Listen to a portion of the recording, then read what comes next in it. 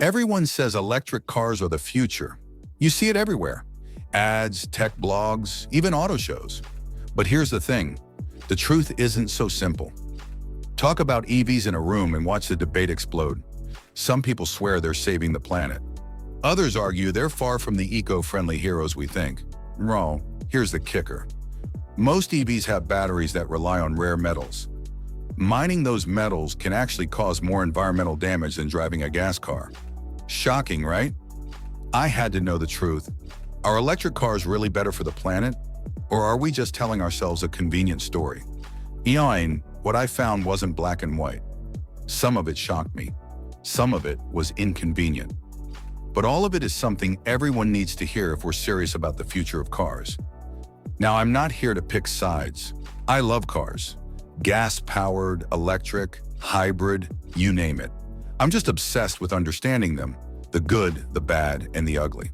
So buckle up, because we're about to take a deep dive into the reality of electric vehicles, the parts the mainstream tends to gloss over, the hidden environmental costs and the performance limitations that you won't hear about in glossy commercials.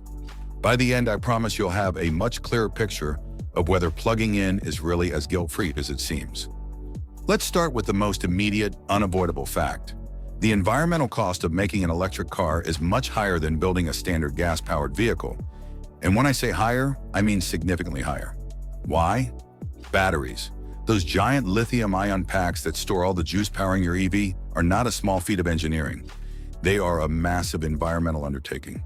Mining the raw materials for these batteries generates enormous amounts of greenhouse gases. Producing a single EV can release anywhere from 8 to 10 metric tons of CO2 depending on the battery size. Smaller economy-sized EVs might get away with 2 metric tons, but a long-range SUV? We're talking about 17 metric tons of CO2 before you even drive it off the lot. Compare that to a conventional internal combustion engine car. Manufacturing one of those produces roughly 7 metric tons of CO2. That number has dropped over the decades thanks to more efficient production processes and a century of fine-tuning the art of automotive manufacturing. The assembly line that once revolutionized car building now also keeps emissions lower. So yes, in the early stage, an EV has a heavier footprint, and the reason is clear: it's all in the battery. And the materials that go into these batteries? That's where the story gets complicated and troubling. Lithium, cobalt, nickel, all these elements are essential, and mining them comes at both an environmental and a human cost. Take lithium, for example. More than half of the world's supply comes from the so-called Lithium Triangle in South America, stretching across Chile, Bolivia, and Argentina. In the Atacama Desert, one of the driest places on Earth, massive amounts of groundwater are drained to extract lithium from mineral-rich brine beneath the salt flats. Entire communities are left with less water for agriculture, livestock, and even daily life. In Chile's Salar de Atacama region, mining companies have used up 65% of the water. To get 1 ton of lithium, it takes around 750 tons of brine. Think about that. The crops fail, the animals suffer, and people are forced to leave the land their families have lived on for generations, all so we can power our clean cars. Then there's cobalt, another critical component of batteries. Primarily mined in the Democratic Republic of Congo. Here, the situation is even more disturbing. Child labor is a harsh reality, with kids as young as 7 working in dangerous conditions, constantly exposed to toxic metals and at risk of life-threatening accidents. The human cost of these batteries is staggering, and it's a factor that's easy to overlook when you're watching sleek EV commercials with quiet, glowing dashboards. And let's not forget the rare earth elements necessary for the motors themselves. These metals are rare for a reason, and China controls roughly 80% of the global supply. That's a geopolitical bottleneck waiting to happen as demand for EVs surges worldwide. It's a stark reminder that even as we chase sustainability, our reliance on these materials brings a host of ethical and logistical issues. Of course, the story doesn't stop with production. What about driving an electric car? On the surface, EVs are impressive. Instant torque, whisper-quiet acceleration, and zero tailpipe emissions. But when you push them, whether on a spirited mountain drive or even just a long-distance road trip, the reality becomes more complicated. Batteries heat up and power drops. Range decreases sharply, especially if you're driving aggressively or in cold conditions. Range anxiety isn't just a minor inconvenience. It's a real psychological burden that dictates how you plan your life on the road. Charging is another consideration. Fast chargers might top up a battery in 30 to 60 minutes, but that's still a far cry from the 5 minutes it takes to fill a tank of gas. While a gas car might cruise 300 to 400 miles between stops, an affordable EV often maxes out around 200 to 250 miles. On a long trip, you're not just driving, you're scheduling your day around charging stations. And those glossy ads never mention battery degradation. Just like your smartphone, an EV battery loses capacity over time, and replacing one isn't cheap. A Tesla Model 3 battery can cost up to $16,000 to replace. For a Chevy Bolt, around $15,000. That's a chunk of money that would make you pause before committing to the long-term ownership of an EV. Winter is another hidden enemy. Cold weather can reduce range by up to 40%, according to studies. Cranking the heater to stay warm will drain your battery even faster. In regions with harsh winters, this can make electric vehicles a frustrating choice for daily life. Even the zero emissions label depends heavily on where you plug in. In regions relying on coal for electricity, an EV can generate more emissions than a gas car over its lifetime.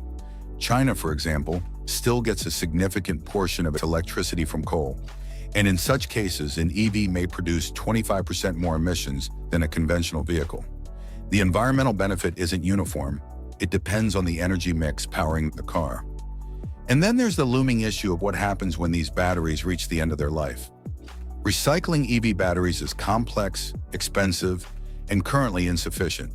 Globally, only about 5% of lithium-ion batteries are recycled. The rest risk ending up in landfills, leaking toxic chemicals into soil and water.